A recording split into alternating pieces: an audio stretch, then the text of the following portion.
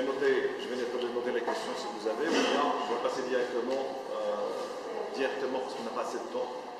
D'accord, on va gérer le temps de façon optimale.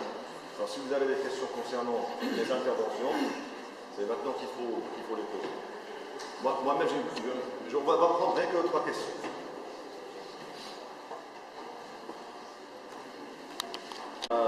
C'est votre art. والمعرف لا يعرف. C'est votre art صديق أمين.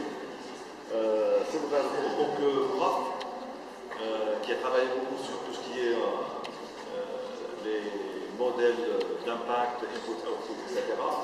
Et qui nous a précisément parlé un petit peu des retombées microéconomiques et macroéconomiques de la finance participative. J'aurais aimé voir les diapos, beaucoup d'informations, des chiffres qui peuvent nous donner une information plus claire avec les chiffres de ces retombées. En particulier, on parlait d'ambiguïté, par exemple, l'impact que ces produits participatifs ont ciblé un peu l'achat des voitures, l'achat d'immobilier, etc. Mais l'intervention, j'aurais aimé voir plus de détails, plus d'informations, plus de chiffres, pour voir vraiment quel est l'impact, est-ce que c'est mesurable, quel est l'impact à moyen terme, long terme, etc. Et la chose qui m'a attiré l'attention, et après qui a été quand même validée par le CSNR, c'est que sur un des diapos, on a vu une phrase en arabe, qui m'a attiré, j'ai posé la question. Sur quoi? Sur l'argent que je vais placer auprès de la banque. Sur ce fardeau, sur cette conscience religieuse, c'est-à-dire haram, halal. Et là, bien sûr, je dis que le principe est clair, c'est que ce genre de relation avec les banques, elle est basée sur la confiance.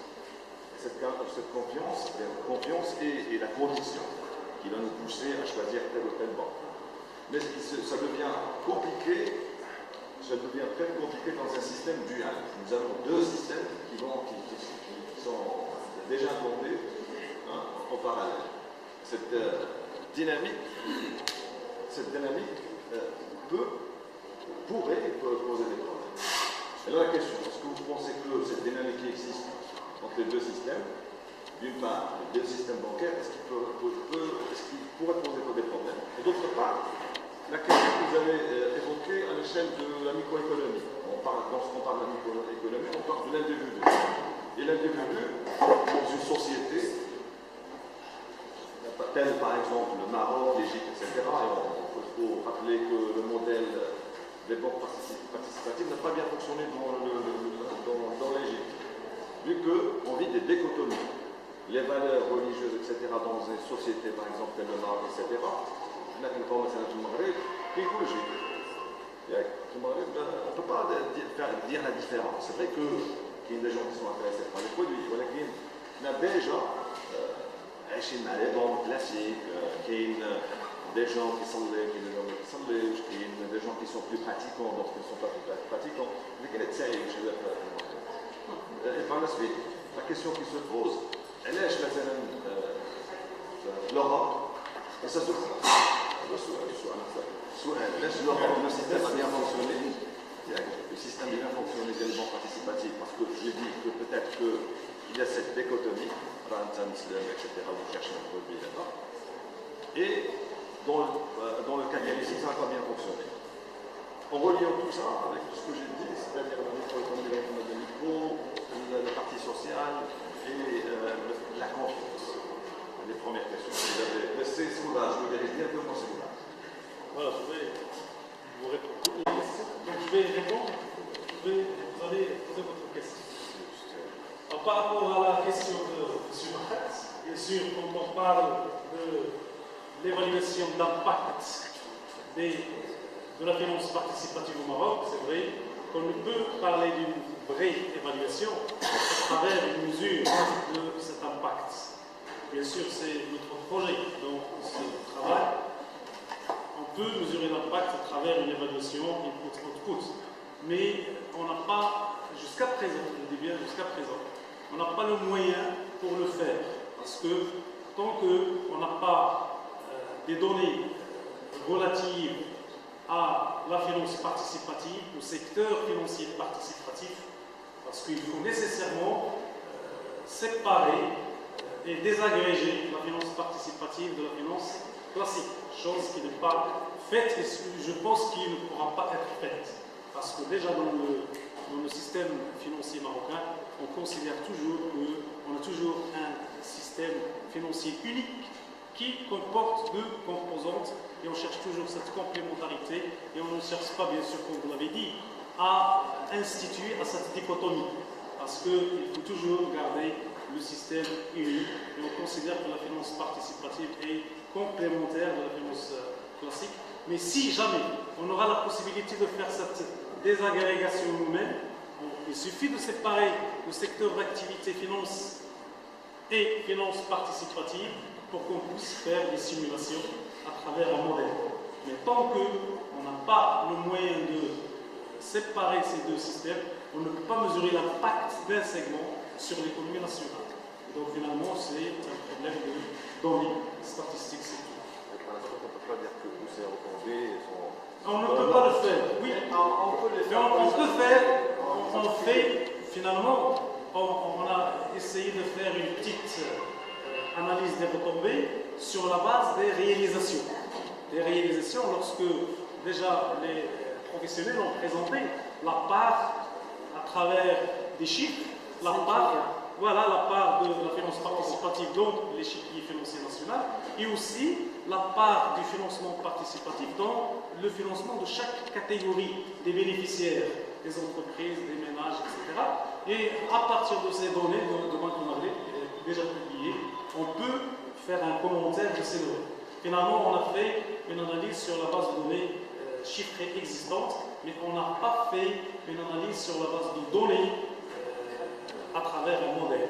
Et bien sûr, ça veut dire que c'est parmi les limites du travail qu'on a fait. Donc tout travail, c'est limite, mais espérons qu'on aura l'occasion d'avoir ces données et on va faire une analyse d'impact, une vraie analyse pour pouvoir bien sûr trancher. Et on peut même non seulement faire une analyse des retombées, mais on peut faire des simulations sur les prévisions du futur, de l'avenir.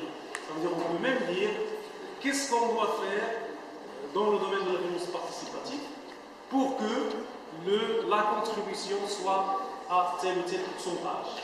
Pour pouvoir financer, par exemple, 30% de l'investissement au Maroc par la finance participative, qu'est-ce qu'il faut faire de manière, sur quel facteur, sur quel segment, sur quel produit doit-on agir de manière précise, mais jusqu'à présent, on ne peut pas faire ça. Merci. Vous savez, vous n'avez pas cité. La finance classique moderne nous apprend que le choix d'un mode de financement dépend de ses avantages ou de ses désavantages. Ça, c'est clair. Alors, moi, ma question elle est simple. Je profite de l'occasion de mon cher ami représentant des banques participatives de la région de Lille, pour leur demander justement de nous parler un petit peu de quels sont les obstacles au développement de cette finance participative dans la région, à partir de vos expériences pratiques. Est-ce que c'est le coût? Est-ce que c'est la culture? Est-ce que c'est la loi? Est-ce que, à votre avis, qu'est-ce qui empêche cette finance, ce mode de financement d'avancer? Bonjour. Je fais un petit rappel sur ma présentation. Oui, je reviens. C'est pour la région de Médina Falastanie. C'est-à-dire qu'il faut avoir d'autres produits qui peuvent améliorer l'investissement dans la région. C'est-à-dire que si vous vient de parler sur CLM, c'est un produit qui est extraordinaire pour la région, vu que la vocation de la région, c'est une région qui a de l'agriculture en premier lieu, et aussi qui peut intervenir dans l'agroalimentaire aussi. Ça, il peut développer l'économie locale de la région. Troisièmement, l'écosystème, je disais tout à l'heure, c'est un écosystème embryonnaire, encore de développement. C'est-à-dire qu'il a besoin de l'assurance d'Akapoul, elle a besoin aussi des crédits d'investissement, c'est-à-dire les comptes d'investissement et les produits istisna aussi. Ça, c'est d'autre part. Le dernier sujet, c'est que le manque de communication sur les banques participatives. C'est-à-dire qu'il n'y a pas d'engagement d'État pour aider les banques participatives à se développer. Si on prend les réalisations réalisées par les banques participatives au premier trimestre 2019, c'est-à-dire on a fait presque 5 milliards 200 millions de dirhams sur 3 mois qui dépassent l'exercice précédent. En 2018, on a fait 4 milliards de dirhams de financement. En 2019, c'est 5 milliards,18. Et ça peut donner une idée, c'est-à-dire sur l'ensemble de l'année, si on ajoute les 3 trimestres qui restent. Les financements de banques participatives, il a fait 85% du marché. C'est-à-dire, si on prend l'ensemble des financements distribués par les banques conventionnelles et les banques participatives, les banques participatives uniquement, ils ont fait 85% de ces financements. C'est-à-dire, si on fait la comparaison, c'est tellement énorme. Par contre, si on fait la comparaison entre le nombre des agences, des banques participatives et des banques conventionnelles, ça reste minime. C'est-à-dire la région. Pour la région, on n'a que 2 banques. C'est celle de mon collègue Omnia Bank et Banque Safa. Et dans le futur proche, ça va ajouter le Banque Al-Akhdar. On fait l'étiquette, c'est-à-dire banque participative, banque islamique ici au Maroc. Par contre, en étranger, on n'a pas cette culture-là. Tout le monde parle de la banque islamique. Il a fait de l'excellentes choses en Angleterre et en Canada aussi. Ils ont fait des index pour avoir des statistiques réelles. Par contre, ici au Maroc, on dit la banque participative, c'est uniquement pour les banques islamiques et c'est pour les gens qui ont des convictions islamiques et tout. Je ne vois pas cette corrélation-là. Je peux donner un exemple qui peut donner une meilleure visibilité, c'est-à-dire si on prend les étrangers. Alors, ils sont, mais même pas un musulman. C'est bien pour la santé. Et je peux calquer cette culture-là pour les étrangers, que la finance participative, la finance islamique, c'est bien pour l'économie. C'est-à-dire une économie stable, une économie qui est basée sur le partage des pertes et des profits. Merci. Je pense que c'est à beaucoup détaillé, mais j'ajoute le point de Tekaful. Au sein de notre agence, on a recruté un stagiaire pour faire une enquête sur l'impact de l'assurance Tekaful dans la promotion de l'amurabaha immobilier ou automobile. Aujourd'hui, nous avons une enquête sur un échantillon de 50 clients. Les premiers retombés, on constate que pas mal de clients refusent d'être financés à cause de dans l'absence de l'assurance Tekaful. Donc ça, c'est une première réponse. La deuxième, dans la présentation, on a développé que les banques participatives ont beaucoup financé, mais le fait de la collecte, les ressources, ils sont encore très faibles. Donc il y a un problème de liquidité. Donc ces banques se trouvent dans une difficulté de collecter de l'argent pour faciliter le financement. Donc il y a un problème de communication. Dans la région, je pense que c'est la deuxième conférence après la faculté des lettres de l'univers. Donc j'invite les personnes concernées pour plus communiquer sur ces banques pour faciliter leur introduction dans l'écosystème. Donc l'handicap, la région d'Enna, c'est une région agricole. Donc les clients posent la question sur le produit adéquat à leur demande. Et je pense que si vous voulez en développer le produit célèbre, c'est le produit qui va répondre à cette population et satisfaire leurs besoins. Merci. Les avis sont très, très claires et très précises. Et je voudrais bien ajouter que dans le cadre de la diffusion d'informations, de l'échange d'informations, de faire un petit peu peu la promotion de ces banques. On a essayé, bon, c'est la deuxième édition en vrai, on a eu d'autres événements, c'était ce semestre même, reliés avec les banques participatives. Ces mêmes, ils ont été bien sûr invités. Dans le cadre de cet événement même, on a invité la troisième banque, mais malheureusement pour des raisons incontrôlables, ils n'ont pas pu assister à cet événement. Et bien sûr, on est toujours pour l'idée d'échanger des informations avec les étudiants, de mettre en place l'université, la faculté comme un cadre qui va permettre aux banques et tous nos partenaires à faire de l'échange d'informations auprès des étudiants, etc. Et bien sûr, au futur, j'aimerais bien signaler qu'il faut lancer des parcours peut-être qui touchent ce genre de finances participatives. Je passe directement à la finance. Au niveau du master CCA, on a un module qui s'intitule Finance participative. Je crois que le seul master au Maroc, CCA, il y a ce module qui a été réalisé par l'université au Maroc. Il y a un master CCA qui travaille le module de finance participative. Donc, ce qui est clair, c'est qu'il faut travailler sur la communication et la diffusion d'informations pour ces produits qui sont nouveaux. Et bien sûr, dans un contexte de clarté, d'échange, de possibilité de dynamisme, de critique et ainsi de suite, pour vulgariser, comme a été mentionné sur un des médias, vulgariser la connaissance. Je passe directement à la demoiselle, la question de J'ai deux questions. Première question est destinée à notre professeur, M. Béra. On sait déjà que la finance islamique offre un certain nombre de produits, à savoir contrat salam, mudaraba.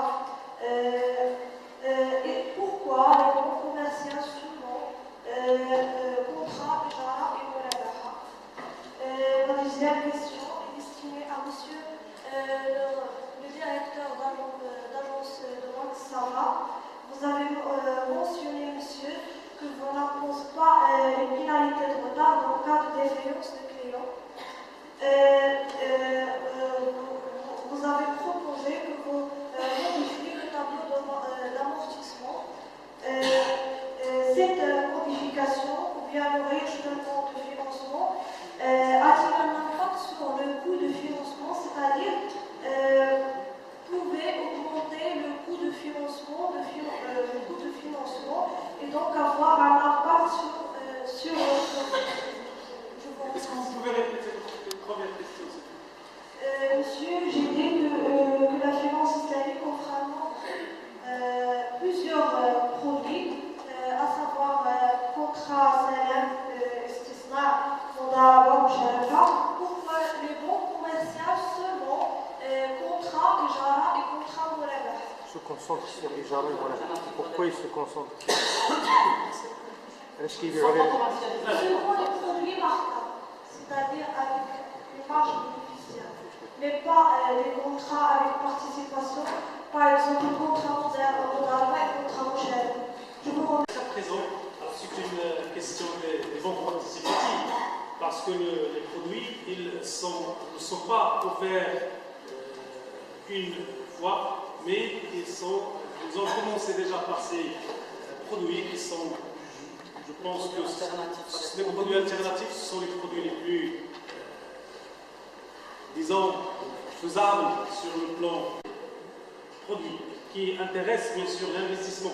C'est pour cette raison que j'ai dit que tant que les banques participatives n'offrent que ces produits muladaha, ijara, etc., on ne peut pas financer l'économie. Donc on parle de financement de l'économie, moi je désigne plus particulièrement l'investissement. Bien que le financement des particuliers il a aussi un effet positif sur l'économie, étant donné qu'il permet d'accroître la demande.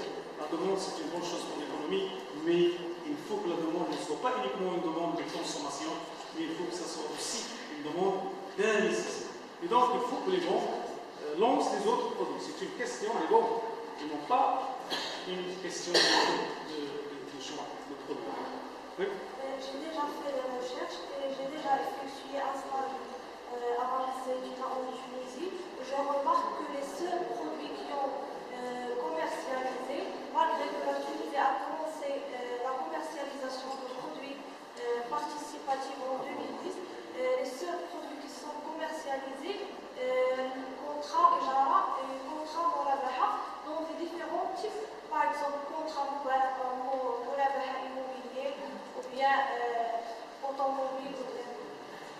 C'est ce qu'on a dit. Voilà, c'est les mêmes qui sont commercialisés même dans le cadre de la finance pas classique. En 2010, Non, mais je pose la question, pourquoi ils ne se lancent pas sur l'investissement, sur le logement? Pour les raisons.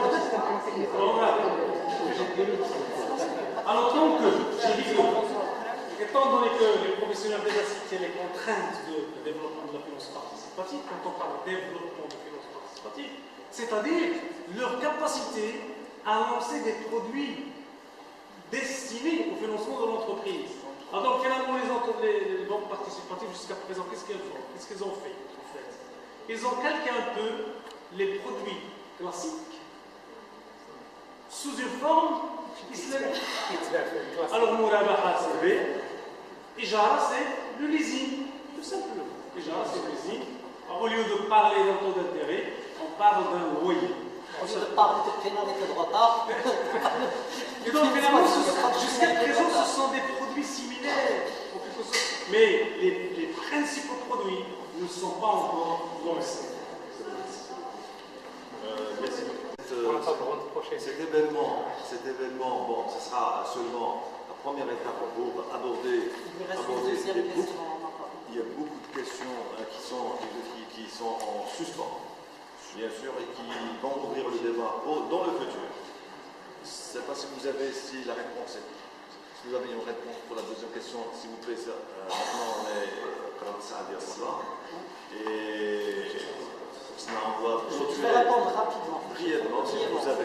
Merci. Si vous avez un petit peu de temps, une réponse brève. Je vous remercie pour cette remarque-là. Les banques participatives, comme je disais tout à l'heure, elles fonctionnent sur une économie ils considèrent le client comme un partenaire. Alors là, nous, pour le client, c'est notre partenaire. Notre principe, c'est de partager les pertes et les bénéfices, ou bien les pertes et les profits. Pour le client qui est en difficulté, on allonge la durée, sans qu'on touche au montant de financement. Pour le client, pour le soulager, pour avoir de récupérer nos créances. Par contre, pour nous, c'est une perte, puisqu'on a fait un financement sur 10 ans, et puis on le fait sur 20 ans, c'est une perte pour nous. Par contre, la banque conventionnelle ne connaît pas les pertes. Elle ne connaît que encaisser ses échéances, c'est-à-dire récupérer son capital. Et ses intérêts. Et s'il y a un retard, elle va encaisser encore de l'argent, les pénalités de retard. Donc, pour réponse claire et précise à votre question, je vous invite à lire l'article 9 du contrat Murabaha validé par le CSE.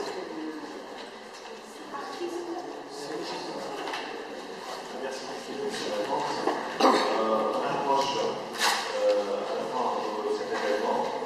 Et avant de clôturer, j'aimerais fondamentalement remercier l'élégance de la grande sécurité. Monsieur Méné, Monsieur Fossé, bien sûr l'université, Sultan Bézidane, en son président, la faculté empoisonnée par M. le doyen, et bien sûr notre laboratoire IRSEC, représenté par son directeur, M. Maquet, et bien sûr tous les profs, sans mentionner les gens qui ont participé de fond au degré pour la réalisation et la réussite de cet événement. Merci beaucoup pour les étudiants de CCRA et d'autres étudiants qui n'ont pas hésité à venir et participer. Merci beaucoup les membres du comité d'organisation qui sont toujours prêts, toujours présents, qui ont